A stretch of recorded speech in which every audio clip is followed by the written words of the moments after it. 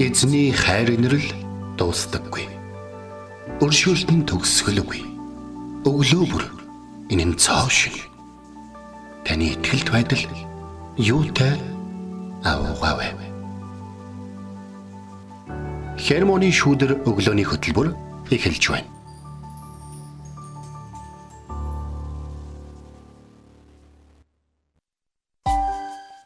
Өглөөний мэнд. Өглөөний мэнд төргий. Итгэл радиогийн эфирээс Хермоны шүүдэр өглөөний хөтөлбөр эхлэхэд бэлэн болсон байна. Эфирт пастор Сайна олон хөтлөгч Оминаар ажиллаж байна. Сонсогчдаа сайхан амарсан уу? Гой бүрхэг шиврээ бороотой өглөөний мэндийг хүргэе. Тэгэхээр бороо орно гэхээр миний хувьд бол ингээд маш их баярлдаг. Бас зүйл нэгээд өнгөрсөн 3 өдрийн туршид миний хувьд ингээд хашаандаа нэг газар шорооны ажил хийсэн. Тэгээд бас хийхээр ирж тусалсан бас итгэлийн ахын дүүстэй бас хүнд үед ирж бас надад ингээд гар хорооны өдөр ингээд дэм болсон хүмүүст бас талархмаар санагд. Яг л тэр дотор сонсогчд байгаа учраас тэгээд нэг ийм зүйл надад санагдав. Юмнаас өмнө амжина гэдгийг нь аягүй чухал. Би өчигдөр яг тэрийг бодож байсан. Өчигдөр би гэрийнхаа тэр одоо газар шорооны ажлыг хүүдэд даатгачаад ээжигээ сахихаар явахдаа өглөө босч ирээд би нэг бороо ингээ орох гэж байгаа хараад өчигдөр уржигдрын цаад өдөр те газар шорооныхаа ажлыг амжуулсан та үнэхээр бурхан талархаж байгаа. Тэгэхээр бид нар ямар нэгэн зүйл болохоос өмнө ямар нэгэн хийх ёстой зүйлээ амжуулсан байх нь маш чухал байгаа. Та ер нь одоо шинэ бороо ороход, асуудал толгороход, өлсөхөд тэ эсвэл одоо юу гэдгийг хин нэг хүнийг эсвэл харилцааг авч үлдэхин тулд дэсэж дэвчгэд одоо үг даахад бэлэн байна уу гэдгийг бас бодох хэрэгтэй л та. Би бол ер нь ингээд нэг юм бороо ч юм уу эсвэл нэг юм засмаас орохоос өмнө ч юм уу те ямар нэг юм болохоос өмнө хийх ёстой байсан зүйлээ амжуулчихаар надад ингээд маш гоё ингээд байдаг байхгүй. Энийг бид нэр баг багтаа мэдэрдэг өстэй яг нэг даалгавраа хийсэн баг та. Тийм. Багш асуухаас өмнө юу санаа зовхон байхгүй те даалгавраа хийсэн. Тийм байдаг шүү дээ. Өнөөдөр бол тийм өдөр байна. Өнөөдөр бороо орно, ордгороо л орно. Бид нэр ноорно, бид нэр шавхаа туучин те. Тэгдгээрээ тэгнэ. Гэхдээ нэг зүйл. Бид нар үндсэн гол зүйлүүдээ те ирж байгаа тэртэргүй болох зүйлүүд болохоос өмнө илүү хохирол амсгаас өмнө шийдсэн хийсэн байх нь их чухал байдаг шүү гэдгийг хэлмээр байна. Ингээд баг 2 номлолтой болох юм те. За. Тийм тэ номлолоос өмнө бас пастор маань бодсон ажиглалт бодож байгаа тэдгээр зүйлсүүдээ хуваалцах энэ нь бас эргээд биднэрт маш олон зүйлсүүдийг бас ойлгуулж ухаарлыг бас өөрсдийнхөө амьдрал дээр харах тэдгээр зүйлсүүдийг бас нээж өгдөг. Тийм болохоор за тэгээд энэ өглөө хамтдаа эзэн дотор хамтдаа цугласан байна. Тэгээд үргэлжлүүлээд бид Ром номноосоо суралцгаална. Тэгээд 7 хоног бас маш хурдан болж өнгөрсөн байна. Тэгээд хамт байж хамт өглөө бүр эзэн дотор бас урамшуулагдаж, суралцаж, бас нэг нэгэндээ хуваалцдаг та бүхэндээ баярлалаа. Тэгээд бидний үйлчлэлийг ч гэсэн та бүхэн бас дэмжсээр байдагт баярлалаа гэж бас талархлаа хэлье. Тэгээд энэ өглөө гахалтай өглөөг та эзний өмнө ирээд түүнд талархал, магтаал бүхэл тэр зүйлсүүдээ та өргөөрөөд хэцүү байгаа тэдгээр зүйлсүүдээ ч гэсэн та бас түүний өмнө авчираад түүнд талархлыг өргөөрэй гэж уриалмаар байна. Тэгээд хамтдаа эзэн бурхнаа магтцгаая.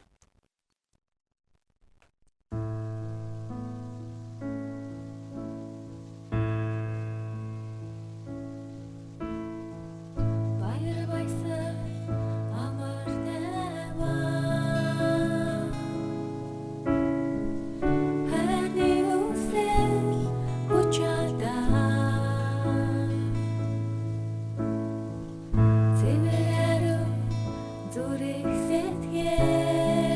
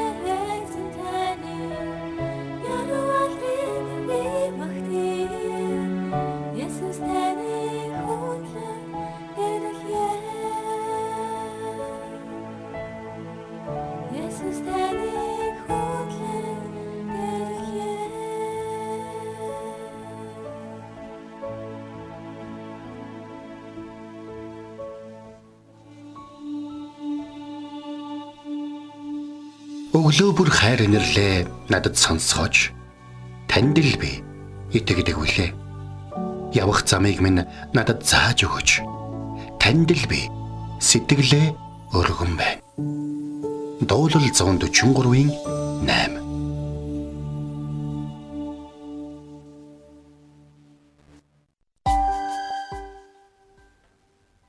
За өнөөдөр бид хамтдаа Библийн нэг маш гоё хэсгийг бол үзнэ. За тэр бол нэг нэгэндээ хайртай байхаас өөрөөр хүнд ч ямар ч үүргүй бай. Бусдыг хайрладаг хүн хуулийг биелүүлсэн хэрэг гэдэг. Гэдэг энэ ишлэлийг ингээд бид нэр ингээд хамтдаа үзнэ. Хайр өөр хоёрын тухай яваад байгаа юм. Нэг нэгэндээ хайртай байхаас өөр бити өөртөө бай гэдэг үг яваад байна. Тэгэхээр нөгөө нэг саяхан би нэг те хошин шог үтсэн байхгүй юу? Манай радиоч чинь хошин шогийн залуу ажилладаг шүү дээ. Тэгээд ингээд явсан чи тэндээ нэг дээр үеийн нэг юм дууны тал ярьжсэн. Хайраа надаа мөнгө зээлээ гэсэн чи. За. Хайраа тэгвэл ирээд аваач л нэг те. Би тэгээд тэр дууг ингээд сонсож байхдаа бид нар ер нь тэр дууг ингээд яг хөвгөлтэй байдлаар ярьсан, шоолсон байдлаар ярьсан. Гэхдээ би тэр дуун дотор нэг үнэн байгааг ойлгосон. Нөгөөдг нь ажил хийхгүй байсан ч, нөгөөдг нь хөдөлж өгөхгүй байсан ч, нөгөөдг нь өөрөө олох ёстой ч гэсэн хайр байгаа бол хайр байгаа хүн өгсөөр байдаг. Тэгэхээр өнөөдрийн энэ ишлэл бол хайр авч байгаа хүмүүст эзэн хэлж байгаа үг. Тэгэхээр өгж байгаа хүмүүст хэлж байгаа үг шүү. Эзэн танд бусдад өгөх, бусдыг хайрлах, бусдыг хүлцэх, бусдыг одоо босгох, тийм үү? Өөрийгөө олоход нэг жоохон дэмнээд өг. Тийм боломжийг эзэн танд өгсөн. Бас зарим боломж нь угаасаа таних биш. Хин нэгэнд шилжүүлж өгөх ёстой боломжууд байсан байж болно. Номын сангийн олон улсын номын сангийн түүхэдний гайхалтай түүх хадгалагдаж байдаг нь ямар ч таахад нэг залуу номын санд ороод интернет ингээ хөгжиж байгаа шүү дээ. Тэгтээ номын санд ороод нэг эрдэм шинжилгээний номыг ингээд авсан байна. Аваад ингээд номыг нээгээд ингээд судлаад ингээд сууж ирсэн чинь тэр номон дээр ингээд хавчуурган дээр нь те энэ номонд ийм номод хамаарна гэдэг юм хавчуурган шин тийм юунууд байгуулсан гинэ чиглүүлгүүд. Тэгэхээр залуу ингээд гайхаал ингээд нөгөө номуудыг тоглож аваад сүүлдээ ширээн дээр бүх номуудаа тоглож аваад залуу бусад найзууд нь ингээд бүр яаж хаанаас эхлэхээ мэдэхгүй байгаа нь залуугийн ажил ер нь 7 хоногийн дотор маш сайн явсан. Тэгээд ингэж яагаад сүүлд нь ингээд нэг ном ингээд яваад ингэсэн чинь дүгнэлтээ бичсэн чинь нэг ном дутаад ирсэн гинэ. Тэн гот залуу ингээд хайж ажилласан. Сүүлдээ тэр олон номуудынхаа дунд хамгийн их давтагдаад байгаа боловч өөрөө уншиж араахан үзээгүй байгаа ном байна уугүй юу гэж шалгасан байна. Тэр залуу бас маш ухаантай залуу байсан. Тэгээ ингээд нэг ном олоод тэр номоо хайсараад олоод ингээд суусан чинь дунд нь тогтоо ийж дээ. Аваад чи энэ хүртэл явсан юм чи амжилтанд хүрнэ. гэж хэлээд сургалтын хэлбэр байсан байна. Вау. Тэгэхээр тэрийг яасан бэ гэхлээр оюутнуудаа зориулж хэдэн профессоруудын хийсэн ажил байсан. Тэ? Чи энэ хүртэл явна гэдэг чинь чи гарцаагүй амжилтанд хүрнэ. гэж хэлээд түүний тэр хичээл чармаалт түүний тэр одоо тэр сурж мэдхийн тулд одоо эрен хайж байгаа тэр байдал дээр тэр эрдэмтэн багш нар нь бүр урамшин ингээд те бүх зүйлүүдийг хийж байгаа сүүлд нь нэг зүйлийг өөрөө хийхээр үлдээсэн чинь тэр залуу гүйдэж чадсан учраас түүнийг хайрлаж түүнд ингээд маш их зүйлийг өгсөн байна. Өнөөдрийн ишлэл нэг нэгэндээ хайртай байхаас өөрөөр хүнд ч ямар ч өргөө бай гэж. Бурхан л биднэрт өргөө шүү. Би эндээс яриагаа та бүхэнтэй хуваалцах эхлэе гэж бодож байна. Би Библийг уншаад Бурхан ард түмэндээ, Бурхан өөрийнхөө хүмүүст, Бурхан аварсан хүмүүстэй бол ямар ч өргөн байна. Яг тэгвэл Бурхан бид нэг юм 10 юм хийчээд эхний 10-д нь өгнө мөгнө гэдэг тийм Бурхан биш. Бас нэг зүйл нь үнэхээр чи 20 жилийн өмнө энийг авах байсан боломжоо алдсан байхгүй. Одоо би чи 30 настай чамд өгөхгүй гэсэн тийм. 20 настайд нь өгөхзүйл 20 настайд нь ингээд замхаж алга болсон байж болох боловч 30 настайд нь дахиад 20 настайд нь өөрийнх нь хүн байсан бол урам нугараад 30-таад нь юу ч өгөхгүй штэ. Гэтэл Бурхан бидэнд 30, 31, 50, 51, 60, 61 те Бурхан бидэрт бүр ингээд яг одоо цаг мөчөд өгөхийг хүсэн маш их олон ивэлүүдийг бэлдсээр хилцээр л байдаг. Түүнийг авах боломжуудыг нээж өгсөөр л байдаг. Бидний хайрласаар л байдаг. Бидэнд хаалгуудыг одоо уулзуулж, бидний замын цагдаа шиг хүмүүсийг уулзуулж, тэ ингээд биднийг зам гаргаж ингээд биднэрт хайрын нөлөө үзүүлсээр байдаг. Биднэрт бол бурхан бол ямар ч үргүй юм байна гэдэг тэр зүйлийг ойлгож авсан. За тэгээ бурхан ард түмнээ ялгах, ерөөлийн замаар явуулахын тулд хуулийг өгсөн болохоос ард түмнээ захираад засаглаж, боолчилж тийм үү тэдний хөлс хөдөлмөрийг одоо юу гэдгийг ашиглаж тэгээд баяжиж хөгжин дэвжихийн тулд хуулийг зохиосон тийм одоо бурхан бол биш аа. Бурханы хууль ямар утга учиртай юм? Бурхан өөрөө ямар ч хуулиас илүү эрх мэдэлтэйгээр тэр хуулиа өөрөө шууд хүн дээр ховчлон хэрэгжүүлэх боломжтой нэгэн ирнэ. Яагаад бидний дунд хуулийг өгсөн гэхээр тэр хуулийг харахтаа, тэр хуулиар аврагдах боломж, бурханд ойртох боломж байгааг харахтаа бид нар тэр хуулийг дагаж чадахгүй байгаа бие биендээ туслахын тулд, бие биенийгээ дэмжихийн тулд тэр хууль бидний дунд өгөгдсөн гэдгийг бид нар ойлгож авах хэрэгтэй. Хин нэгний боломж олгох тухай ингээд гим хийснийхээ дараа яах ёстой вэ гэдэг талаар хууль байна гэдэг чинь тэр хүнийг аврахын тулд байгаа учраас биднийг цэвэрлэхийн тулд нэгдүгээр байгаа юм биш гэдгийг ойлгож авах хэрэгтэй. Бид нэр Коринт номыг сайхан яриад болсон. Тэ? Тэн дээр нэгдүгээр загтал дээр хөө мо сатан тушаа гэснээр хоёрдугаар загтал дээр нь тэ одоо буцаагаад аваа. Бүрмсээ алдчихгүй тулд гэдэг ингээд хайрын тухай ярьж байгаа. Тэгэхээр хайр л ямар ч тохиолдолд хуулийн хамгийн зөв гүйцэтгэл байдаг гэдгийг эндээс харж байна. Та энэ зээлийг аваад яах гэсэн? Чи энэ зээлийг аваад яах гэж байна? Чи яагаад намайг өөртөө зээлнэ гэж бодсон юм? Тэ? Гэж. Тэгэхээр ингээд заримдаа ингээд хүмүүс тэр мөнгөтэй юм чинь тэдэнд өргө өгчөд яах вэ гэж хүний төрөвчийг, хүний хитвчийг ингээд юунаас зайнаас ингээд тэмтрээд байна. Өө Солонгост байгаа хүмүүстэй ингээл өдрийн хит авдаг. За сайн чи сая Солонгост очиод нэг юу айл нүлгсэнтэй тийм. Тэгээ хидийг авч ирсэн. Би 180 авсан. 180 гэдэг чинь юм бэ? 180 мянган вон хөх монголоор хийд юм бэ? 300 хэдэн мянган төгрөг чи зүгээр нэг өдөр ажиллаад авч байгаа юм.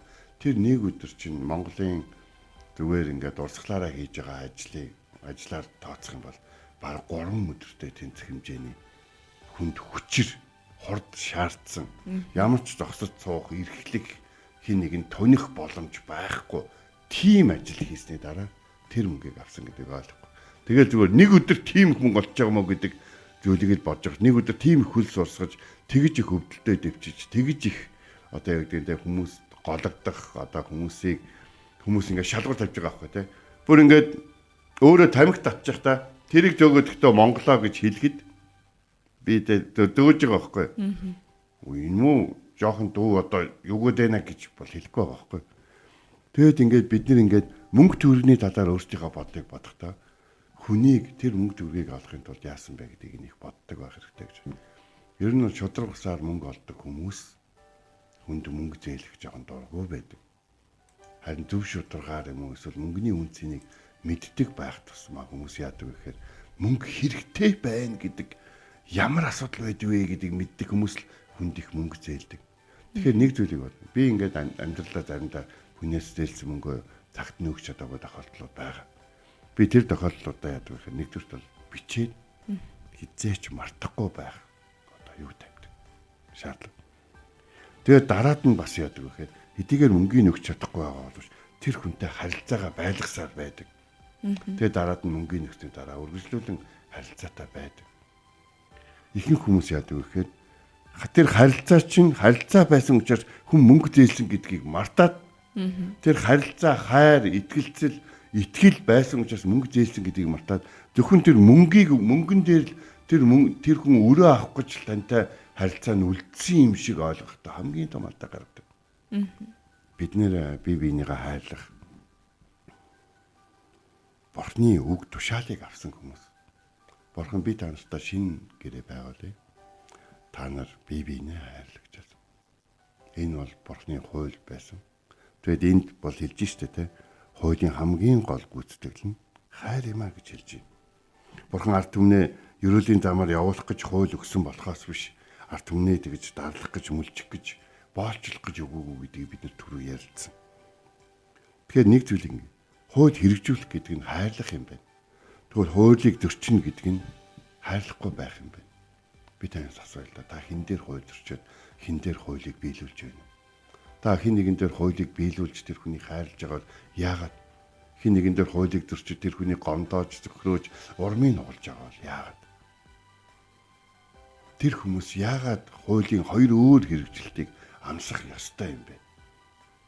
Та яагаад нэг хуулиар нэг л бурхны доор нэг л амьдралыг туулж явахдаа нэг л харилцаан дээр хоёр өөр янзаар хуулийн хэрэгжилтийг хүмүүст мэдрүүлж, хүмүүст харуулж байгаа юм бэ гэдгийг өнөөдөр энэ өглөө өөрөөсөө асуух хэрэгтэй гэж бодож байна.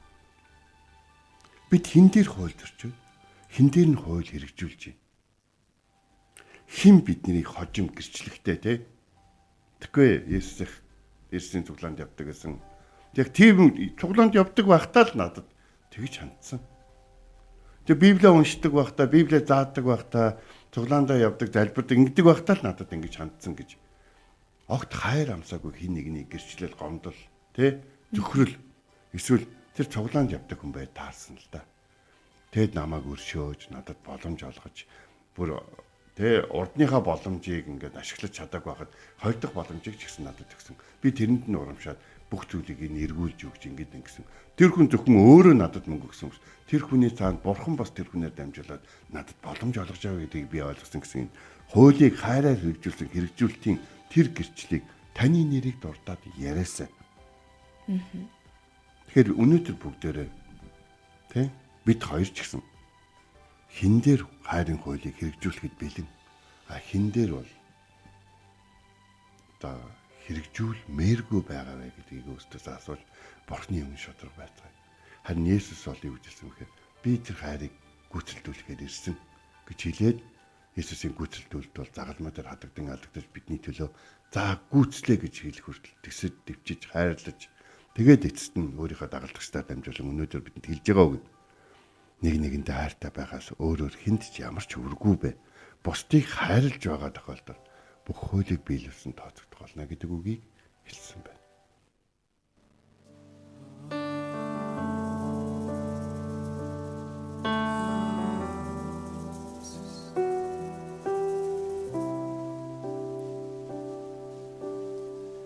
Бид зүрхэнэж өдөгсөхдий ариун сүнс минь даруй байлгаач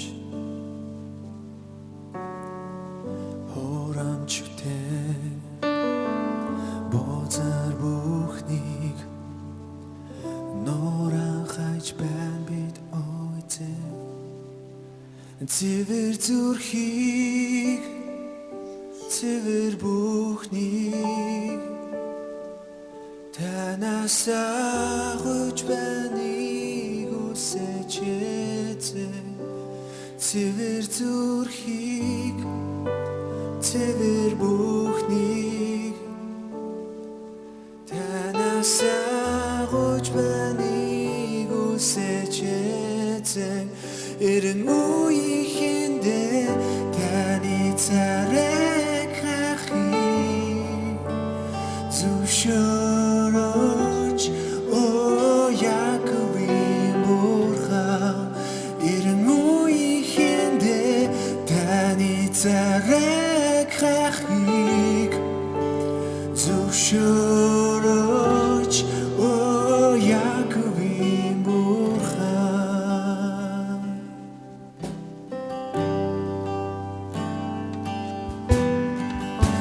зүрхэнэж өдөгсөхдий ариун сүнс минь даруй байлгаач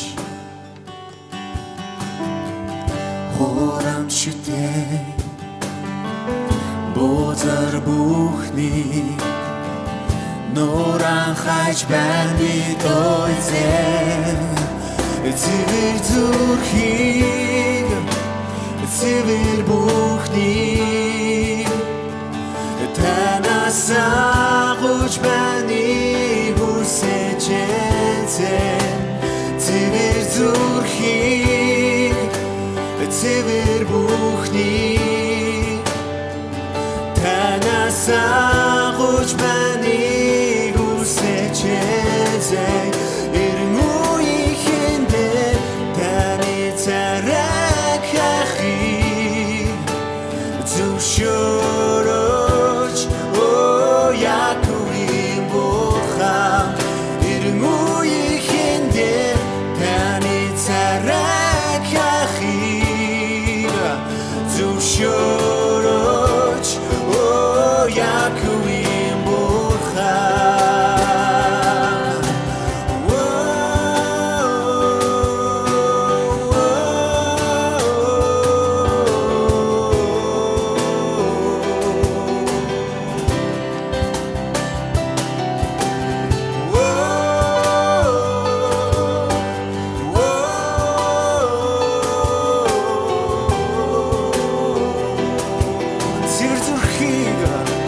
цэвэр зүрхийг цэвэр бүхний танаас агуулж байна үсэж эзэн цэвэр зүрхийг цэвэр бүхний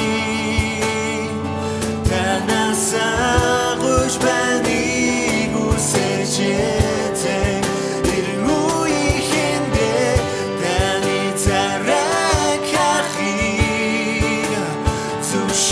зөвшөөрөж оо Яаковын бурхан эрен үеийнхэндээ таны царайг хахи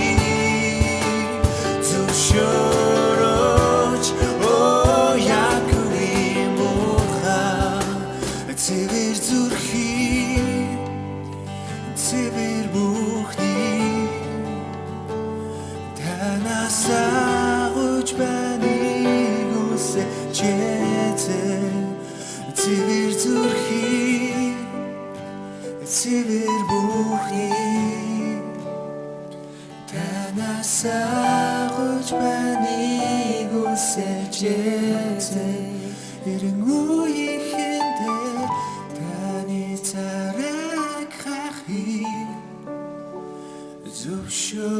зөвшөөрөж оо Яаковын бурхан.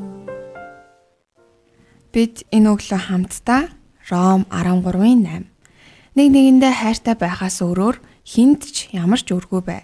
Бусдыг хайрладаг хүн хуулийг биелүүлсэн хэрэгэ гэсэн ишлэлийн дагуу бид хамтдаа эзний үгээс суралцлаа. Тэгээ үнэхээр бид бие биенээ хайрлан гэдэг бол хуулийг тэр чигт нь биелүүлж байгаа хэрэгээ эндээс өргөө байгаарэ гэж эзэн хэлсэн байна. Эзний үг бидэнд сануулж байна.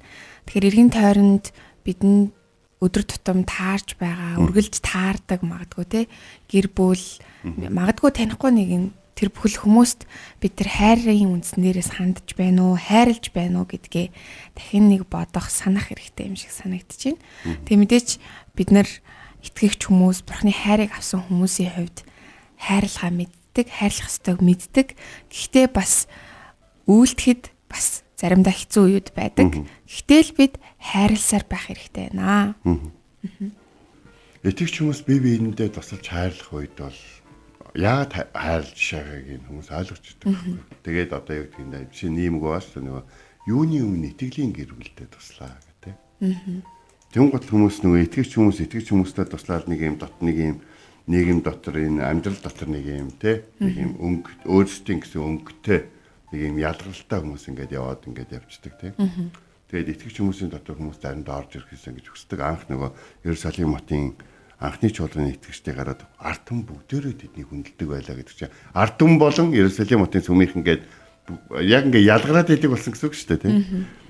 Гэтэ ингээд нэг зүйлийг би ингээд чи яагаад надад ингэж тусалж ингэж хандж байгаа юм бэ гэдэг асуултыг бид нэр сонсохын тулд яагаад гэвэл би Есүст итгэдэг учраас яагаад гэвэл би Бурхны хайрыг мэддэг учраас яагаад гэвэл дэлхий чамд боломж олохгүй харин Бурхан чамд боломж олгоно гэдгийг мэдж байгаа учраас тэр боломжийн нэг хэсэгт би хэрэглэгдхийг хүсээд энэ боломжийг энэ зүйлийг чамтай хуваалцаж байгаа шүү. Гэдэг гэрчлэл гэдэг үйлс бидэн дээр байхын тулд магадгүй Бурхан биднийг Бурхны хуулийг хэрэгжүүл хамгийн чухал зүйл чинь чи хэр зэрэг Бурхны хуулийн дагуу өөрийгөө болон бусдыг хайрладаг вэ гэдэг чинь шүү гэдгийг. Тэр хайрыг авах ёстой хүмүүст нь заавал итгэлийн гэр бүл нэгдүгээр итгэдэггүй хүмүүс хоёрдугаарт гэдэг юм байхгүй байгаа шүү. Юуны өмнө гэдэг нь юу гэхээр хаанчлалын төлөө өөртөө чинь хамт нэг сүнс дотор эзний төлөө явж байгаа тэр хүмүүстэй хүмүүсийг хайрлах, хүмүүсийг өршөөх, өөрийгөө өөрчлөх, өөрийгөө уучлах гэдэг тэр хэцүү зүйлийг туулж яваа учраас тэрийг яаж туулах вэ гэдгийг мэдж байгаагийн хувьд хамгийн түрүүнд туслах боломжтой хүмүүс нь итгэлийн адилхан итгэдэг хүмүүс гэдгийг утгаараа яваа гэдгийг бид нэр ойлгох хэрэгтэй. Харин бид өршөөгдсөний дараа бидний өршөөх ёстой хүмүүс, бид хайрлагдсны дараа бидний хайрлах ёстой хүмүүс бол ер нь бүх хүмүүс л байхгүй. Ингээд хамт залбирая те. Орчлын ертөнцийг бүтээсэн эзэн минь танд баярлалаа. Таны хайр инрэл, таны хүч чадал яг энэ цагт бидэнтэй хамт байгаагийн төлөө танд үнэхээр их талархаж байна. Харин бид тантай хамт байхдаа асуудалтай гэдгийг та өөрөө мэдж байгаа. Та биднийг ямар хүмүүс вэ гэдгийг цаасаа мэддэг. Бид зарим зүйлүүдийг одоо сорчилж, заримыг нь дуртаяа хийж, заримыг нь дургу хийж, заримыг нь хин нэгэн хийхгүй бол хийхгүй амьдарч байгаа. Харин энэ дэлхий дээр таны хайраар дутсан, таны өршөөлөөр дутсан, бидний үйлчлэлээр дутсан олон хүмүүс явж байна. Та биднийг амьдралаа өрөөдөх гээгүй. Та бидний амьдралыг ч гэсэн хувьчлан өрөөсөн. Бидний амьдралд танд үйлчлэнгээ танаас авах өрөөл болон үр хүүхдүүдийнхээ төлөө хөдөлмөрлөх бас олон зүйлийг бүтээх бас таны гэрчлэх гайхалтай бас амьдрал бидэнд байгаа. Бүх зүйл золиос биш. Зарим зүйл бол баяртайгаар хайрын дотор хийх ёстой зүйл. Тийм болохоор бид нэр ингээд хайрлахад хэцүү болсон тохиолдолд хайрын тухай ярьдаг биш.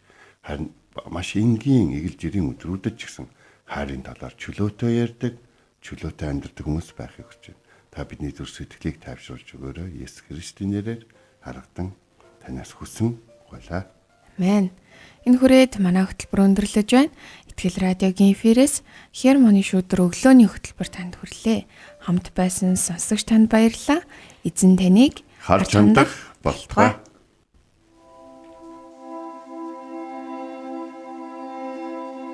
Эзэн зүрхийг чинь Бурхны хайр ба Христийн төвчөрт чиглүүлэх болтугай. Хермоны шүдэр өглөөний хөтөлбөр танд хүрлээ.